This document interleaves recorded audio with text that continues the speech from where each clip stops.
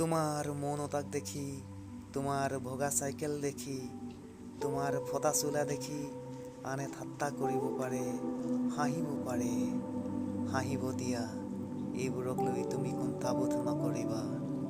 মাথো নিজৰ লক্ষ্যত অটল থাকিবা আৰু লক্ষ্য কেতিয়াও ভ্ৰষ্ট হ'বলৈ নিদিবা।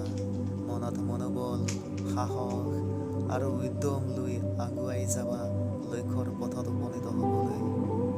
ভগা চাইকেল বা ফটা চোলা বুলি মনত কেতিয়াও দুখ নকৰিবা। মুঠৰ ওপৰত তুমি যেনেকৈয়ে নহওক কিয় তোমাৰ লক্ষ্যৰ পথত উপনীত হৈ উদ্দেশ্য পূৰণ হ'লেই হ'ল। তুমি নিজকে কেতিয়াও আত্মবিশ্বাস হেৰুৱাই নেপেলাবা।